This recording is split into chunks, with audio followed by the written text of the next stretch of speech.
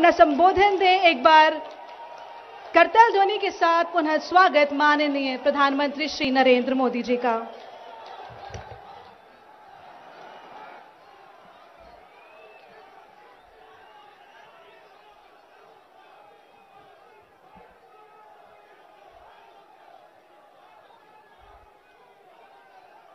भारत माता की, भारत माता की। उत्तराखंड के राज्यपाल श्रीमान गुरमीत सिंह जी, युवा और कर्मठ यहां के लोकप्रिय मुख्यमंत्री श्री पुष्कर सिंह धामी जी, भारतीय जनता पार्टी के प्रदेश अध्यक्ष श्री मदन कौशिक जी, केंद्रीय मंत्री अजय भट्ट जी, मेरे साथी रमेश पोखरियाल निशंक जी, त्रिवेंद्र सिंह रावत जी, तीरथ सिंह रावत जी, श्री विजय बहुगुणा जी, उत्तराखंड सरकार में मंत्री श्री सतपाल महाराज जी, श्री हरक सिंह रावत जी, श्री सुबोध उनियाल जी, श्री बंशीधर भगत जी, संसद में हमारे साथी श्रीमती माला राजलक्ष्मी जी, श्री अजय टम्टा जी, अन्य सांसद और विधायकगण और कुमाऊं के मेरे प्यारे भाइयों और बहनों,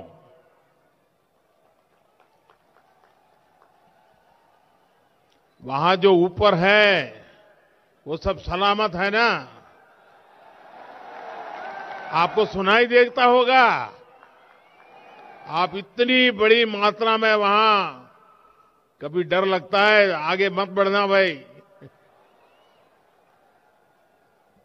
चारों तरफ सारे बिल्डिंग पर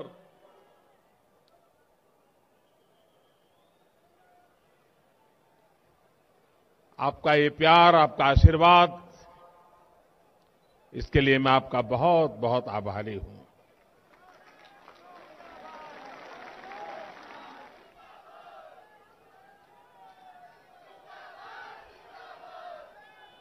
गोलजू की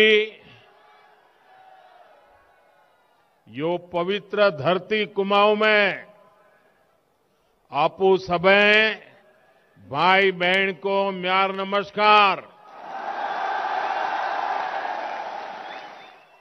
वह सबे नान तिना के म्योर प्यार व आशीष। जागेश्वर, बागेश्वर, सोमेश्वर, रामेश्वर, इन तीर्थस्थलों की शिवस्थली को मेरा शत शत प्रणाम। देश की आजादी में भी कुमाऊं ने बहुत बड़ा योगदान दिया है। यहां पंडित बद्रीदंत पांडे जी, उनके नेतृत्व में उत्तरायणी मेले में कुली बेगार प्रथा का अंत हुआ था। साथियों, आज कुमाऊं आने का सौभाग्य मिला तो स्वाभाविक है कि आप लोगों के साथ जो मेरा पुराना नाता रहा है, जो गहरा नाता रहा है,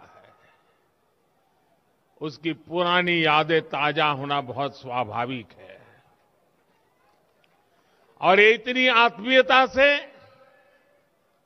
आपने जो आज उत्तराखंड की टोपी पहनाई है,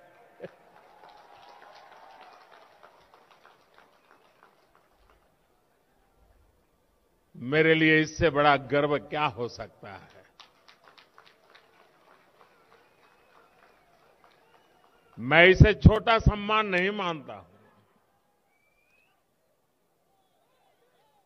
उत्तराखंड के गर्व के साथ मेरी भावनाएं जुड़ जाती हैं।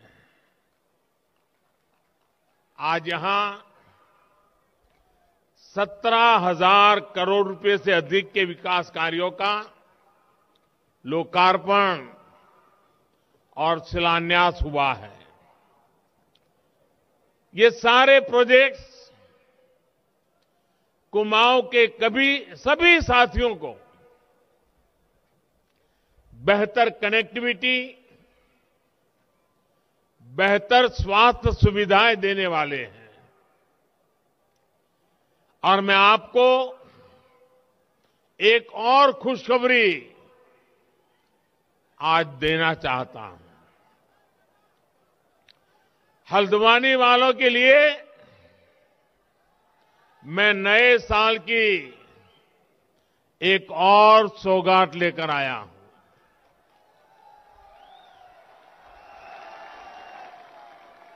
हल्द्वानी शहर के ओवरऑल इंफ्रास्ट्रक्चर के लिए, विकास के लिए हम लगभग 2,000 करोड़ रुपए की योजना लेकर आ रहे हैं।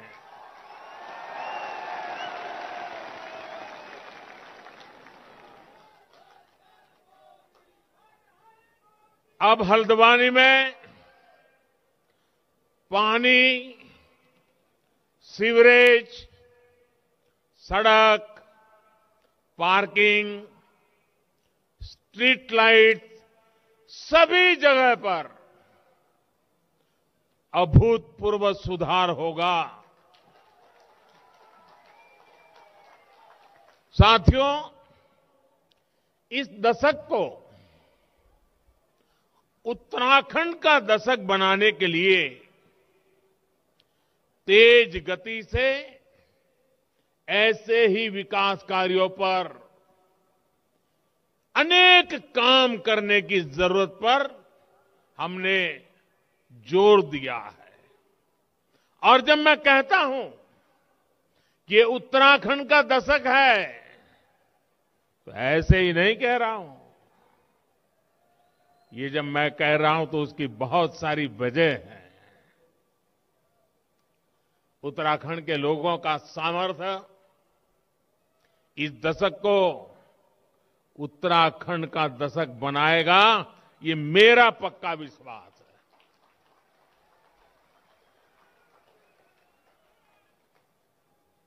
मैं इस मिट्टी की ताकत को जानता हूं दोस्तों। उत्तराखंड में बढ़ रहा आधुनिक इंफ्रास्ट्रक्चर, 4 धाम महापरियोजना, नए बन रहे रेल के सारे रूट्स इस दशक को उत्तराखंड का दशक बनाएंगे। उत्तराखंड में बन रहे नए हाइड्रो प्रोजेक्ट्स उत्तराखंड की बढ़ रही औद्योगिक क्षमता इस दशक को उत्तराखंड का दशक बनाएगी। उत्तराखंड में टूरिज्म सेक्टर का हो रहा विकास पूरी दुनिया में योग के लिए बढ़ रहा आकर्षण वो उत्तराखंड की धरती पर ही खींच करके लाने वाला है। पर्यटकों के लिए बढ़ रही सुविधाएं, होम स्टे अभियान इस दशक को उत्तराखंड का दशक बना के रहने वाले हैं। उत्तराखंड में बढ़ रही प्राकृतिक खेती, नेचुरल फार्मिंग, यहां के हर्बल उत्पाद, कृषि क्षेत्र में भी यह दशक उत्तराखंड का होने वाला है। उत्तराखंड का दशक गौरवपूर्ण होने वाला है। आज की परियोजनाएं इन सब से जुड़ी हुई है। मैं उत्तराखंड के लोगों को आज हल्द्वानी की इस धरती से बहुत बहुत बधाई देता हूं। साथियों, हम तो जानते हैं, हिमालय की ताकत को जानते हैं। हम ये भी जानते हैं कि उत्तराखंड से कितनी ही नदियां निकलती है। आजादी के बाद से ही यहां के लोगों ने 2 धाराएं और देखी हैं। एक धारा है पहाड़ को विकास से वंचित रखो, और दूसरी धारा है पहाड़ के विकास के लिए दिन रात एक कर दो। पहली धारा वाले लोग आपको हमेशा विकास से वंचित रखना चाहते हैं। पहाड़ों पर सड़क, बिजली और पानी पहुंचाने के लिए जो मेहनत करनी थी, वो हमेशा इससे दूर भागते रहे।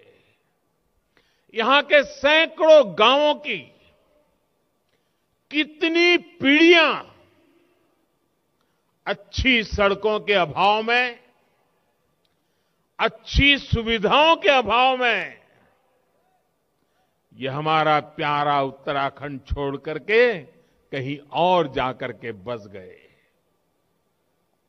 आज मुझे संतोष है कि उत्तराखंड के लोग, देश के लोग, ये जो बर्बादी लाने वाले लोग रहे हैं ना, उनका कच्चा चिट्ठा खोल चुके हैं, उनका सच जान चुके हैं। आज हमारी सरकार सबका साथ, सबका विकास के मंत्र के साथ तेज गति से देश को नई ऊंचाई पर ले जाने में जुटी है। आज उधम सिंह नगर जिले में एम्स ऋषिकेश के सैटेलाइट केंद्र और पिथौरागढ़ में जगजीवन राम सरकारी मेडिकल कॉलेज की आधारशिला रखी गई है। इन दोनों अस्पतालों से कुमाऊं और तराई क्षेत्रों के लोगों को बहुत मदद मिलेगी। अल्मोड़ा मेडिकल कॉलेज को भी जल्द शुरू करने के लिए तेजी से काम चल रहा है। उत्तराखंड में कनेक्टिविटी की जो बहुत बड़ी चुनौती रही है, उसे भी हम दूर करने का लगातार प्रयास कर रहे हैं। आज इस कार्यक्रम में भी करीब 9,000 करोड़ रुपए के प्रोजेक्ट तो सड़क निर्माण से जुड़े हैं। प्रधानमंत्री ग्राम सड़क योजना के तहत 1200 किलोमीटर ग्रामीण सड़क बनाने का काम भी शुरू हुआ है। इन सड़कों के अलावा 151 पुलों के निर्माण का काम भी किया जाएगा। भाइयों और बहनों, आपको सुख सुविधा से वंचित रखने की सोच रखने वालों के, उनके कारण ही मानस खंड, जो मान सरोवर का प्रवेश द्वार था, सड़कों से वंचित रहा। हमने न सिर्फ Tanakpur Pithoragarh all weather road पर काम किया, बल्कि लीपू लेक तक की भी सड़क बनाई और इस पर आगे भी विस्तार कार्य चल रहा है। वैसे आज जब जनता जनार्दन इन लोगों की सच्चाई जान चुकी है, तो इन लोगों ने एक नई दुकान खोल रखी है। ये दुकान है अफवाह फैलाने की। अफवाह मैन्युफैक्चर करो, फिर अफवाह को प्रवाहित करो और उसी अफवाह को सच मान करके दिन रात चिल्लाते रहो। मुझे बताया गया है कि यहां टनकपुर बागेश्वर रेल लाइन को लेकर ये उत्तराखंड विरोधी नए भ्रम फैला रहे हैं। साथियों, टनकपुर बागेश्वर रेल लाइन का फाइनल लोकेशन सर्वे इस प्रोजेक्ट का बहुत बड़ा आधार है और इसलिए हो रहा है ताकि इस रेल लाइन पर जल्दी से जल्दी काम शुरू हो सके। और मैं आप लोगों को आज यहां करके विश्वास देने के लिए आया हूं। आज ऋषिकेश कर्णप्रयाग रेल रूट बन रहा है, कल टनकपुर बागेश्वर रूट भी ऐसे ही बनेगा। मेरे उत्तराखंड के भाइयों और बहनों, ये शिलान्यास के सिर्फ पत्थर नहीं है, ये पत्थर मात्र नहीं है, ये वो संकल्प शिलाएं हैं जो डबल इंजन की सरकार सिद्ध करके दिखाएगी। साथियों, उत्तराखंड अपनी स्थापना के 2 दशक 20 साल पूरे कर चुका है। इन वर्षों में आपने ऐसे भी सरकार चलाने वाले देखे हैं जो कहते थे चाहे उत्तराखंड को लूट लो, मेरी सरकार बचा लो।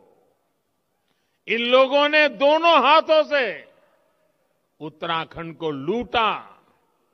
जिन्हें उत्तराखंड से प्यार हो वो ऐसा सोच भी नहीं सकते। जिसे कुमाऊं से प्यार हो वो कुमाऊं छोड़कर नहीं जाता। ये तो देवभूमि है। यहां के लोगों की सेवा करना, उत्तराखंड की सेवा करना देवी देवताओं की सेवा करने के समान है। और इसी भावना से हमारी सरकार काम कर रही है। मैं स्वयं जी जान से जुटा हुआ हूं। पहले की असुविधा और अभाव को अब सुविधा और सद्भाव में बदला जा रहा है। उन्होंने आपको मूल सुविधाओं का अभाव दिया। हम हर वर्ग, हर क्षेत्र तक 100% बुनियादी सुविधाओं को पहुंचाने के लिए दिन रात एक कर रहे हैं। भाइयों बहनों, अभाव में रखने की राजनीति का सबसे अधिक नुकसान अगर किसी को भुगतना पड़ा है तो वो हमारी माताएं, हमारी बहनें, हमारी बेटियां हैं। रसोई में धुआं तो समस्या माताओं बहनों की, शौचालय नहीं तो दिक्कत सबसे ज्यादा बहनों बेटियों को, कच्ची छत की वजह से पानी टपका तो सबसे ज्यादा परेशानी मां को, बच्चे बीमार हुए, इलाज के पैसे नहीं, सुविधा नहीं, दिल सबसे ज्यादा दुखता है मां का।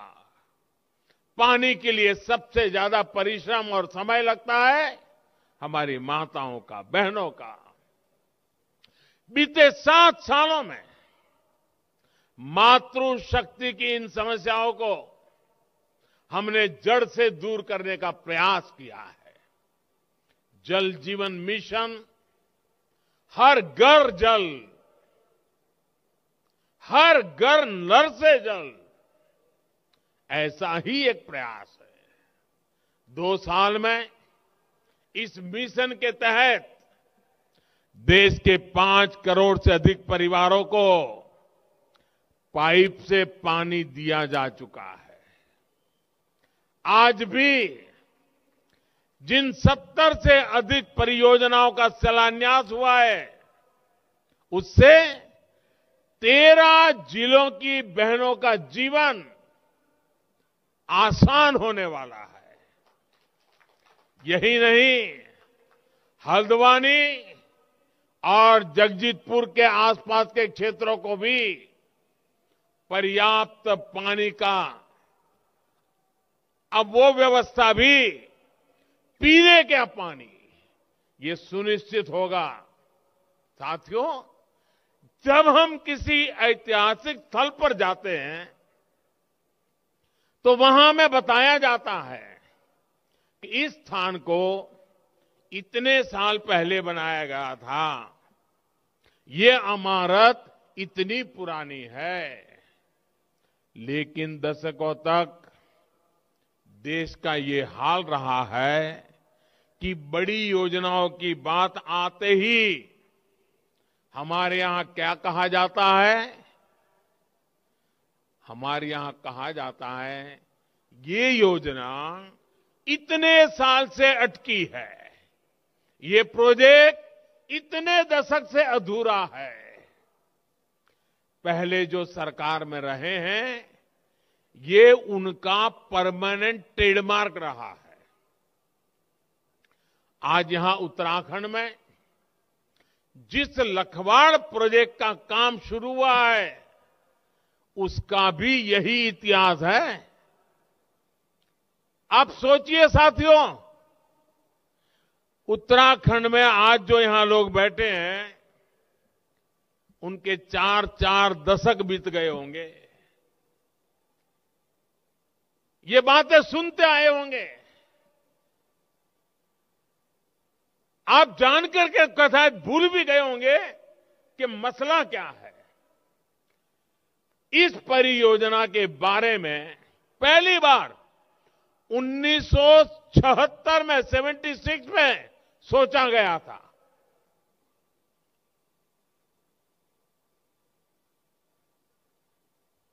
करीब करीब अब 50 साल हो जाएंगे इस बात को। आज 46 साल बाद, 46 साल बाद हमारी सरकार ने इसके काम का शिलान्यास किया है।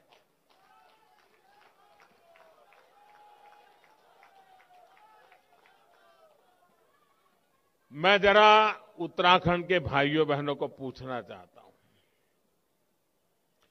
जो काम 1976 में सोचा गया,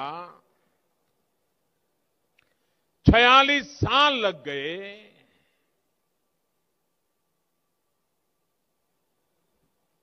ये गुनाह है कि नहीं है? ऐसे नहीं लगना चाहिए गुनहगारों को गुनाह है। ये गुनाह है कि नहीं है? ये गुनाह है कि नहीं है? ऐसा गुनाह करने वालों को सजा मिलनी चाहिए कि नहीं मिलनी चाहिए? इस प्रकार से देरी करने से आपका नुकसान हुआ है कि नहीं हुआ है?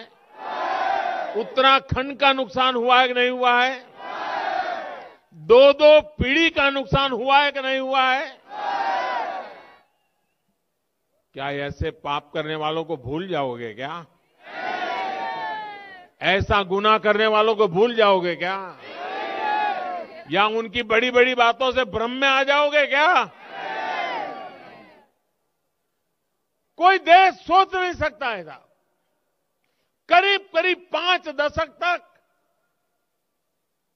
एक योजना फाइलों में इधर से उधर लटकती रहे, हर चुनाव में वादे किए जाए। भाइयों बहनों, मेरा 7 साल का रिकॉर्ड देख लीजिए। खोज खोज करके ऐसी पुरानी चीजों को ठीक करने में मेरा टाइम जा रहा है।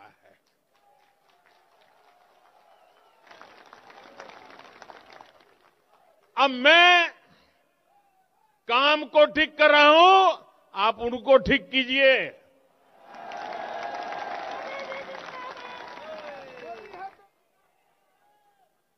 जो लोग पहले सरकार में थे, अगर उन्हें आपकी चिंता होती तो क्या ये परियोजना 4 दशक तक लटकती क्या? अगर उनका आपके प्रति प्यार था तो ये काम की ये दुर्दशा होती क्या? सच्चाई यही है कि जो पहले सरकार में थे, उन्होंने उत्तराखंड के सामर्थ्य की कभी परवाह नहीं की। परिणाम यह हुआ कि ना तो हमें पर्याप्त बिजली मिली, ना किसानों के खेतों को सिंचाई मिली, और देश की अधिकतर ग्रामीण आबादी को पाइप से शुद्ध पानी के अभाव में जिंदगी गुजारनी पड़ी। साथियों, बीते सालों से भारत अपने पर्यावरण की रक्षा भी कर रहा है और अपने प्राकृतिक सामर्थ्य का सही इस्तेमाल करने में भी जुटा है। आज जो प्रोजेक्ट शुरू हुए हैं, वो उत्तराखंड की पहचान पावर सरप्लस स्टेट के रूप में तो सशक्त करेंगे ही, यहां के किसानों को सिंचाई की पर्याप्त सुविधा भी देंगे। ये बिजली हमारे उद्योगों को मिलेगी, ये बिजली हमारे स्कूल कॉलेजों को मिलेगी, ये बिजली हमारे अस्पतालों को मिलेगी, ये बिजली हमारे हर परिवार को मिलेगी। साथियों, उत्तराखंड में गंगा यमुना का स्वास्थ्य यहां के लोगों के साथ ही देश की बहुत बड़ी आबादी की सेहत और समृद्धि पर प्रभाव डालता है। इसलिए गंगोत्री से गंगा सागर तक हम एक मिशन में जुटे हैं। शौचालय के निर्माण से, बेहतर सीवरेज सिस्टम से और पानी के ट्रीटमेंट की आधुनिक सुविधाओं से गंगा जी में गिरने वाले गंदे नालों की संख्या तेजी से कम हो रही है। आज भी यहां नमामि गंगे योजना के तहत उधमसिंह नगर, रामनगर, नैनीताल सीवर लाइन और सीवर ट्रीटमेंट प्लांट का लोकार्पण और शिलान्यास किया गया है। नैनीताल की जिस खूबसूरत झील की पहले किसी ने सूध नहीं ली, उसके संरक्षण के लिए भी अब काम किया जाएगा। साथियों, दुनिया में कोई भी जगह हो, वहां टूरिज्म तब तक नहीं बढ़ सकता जब तक वहां टूरिस्टों के लिए सहूलियत ना हो। जो पहले सरकार में रहे, उन्होंने इस दिशा में भी नहीं सोचा। आज उत्तराखंड में जो नई सड़कें बन रही हैं, जो सड़कें चौड़ी हो रही हैं, नए रेल रूट बन रहे हैं, वो अपने साथ नए टूरिस्ट को लेकर के आ रही है। आज उत्तराखंड के प्रमुख स्थानों में जो रोपवे बन रहे हैं, वो अपने साथ दुनिया भर के टूरिस्टों को लेकर के आएंगे। आज उत्तराखंड में जो मोबाइल कनेक्टिविटी बढ़ रही है, जगह जगह नए टावर लग रहे हैं, वो अपने साथ टूरिस्ट लेकर के आएंगे। आज उत्तराखंड में जो मेडिकल सुविधाएं विकसित हो रही हैं, वो यहां आने वाले टूरिस्टों में भरोसा बढ़ाएगी। और इन सबका सबसे ज्यादा लाभ किसको होगा? इनका सबसे बड़ा लाभ उत्तराखंड के युवाओं को, हमारे पहाड़ के नौजवानों को होने वाला है। उत्तराखंड के लोग गवाह हैं कि जब केदारनाथ जी के दर्शन के लिए सुविधाएं बढ़ी, तो वहां जाने वाले श्रद्धालुओं की संख्या भी बढ़ गई। सारे रिकॉर्ड तोड़ दिए। इसी तरह आज देश देख रहा है कि काशी विश्वनाथ धाम के बनने के बाद वहां भी श्रद्धालुओं की संख्या दिनों दिन बढ़ रही है। यहां कुमाऊं में भी जागेश्वर धाम, बागेश्वर जैसे पवित्र स्थल है। इनका विकास इस क्षेत्र में विकास की नई संभावनाएं बनाएगा। केंद्र सरकार ने नैनीताल के देवस्थल पर भारत की सबसे बड़ी ऑप्टिकल टेलीस्कोप भी स्थापित की है। इससे देश विदेश के वैज्ञानिकों को नई सुविधा तो मिली है, इस क्षेत्र को पहचान भी मिली है।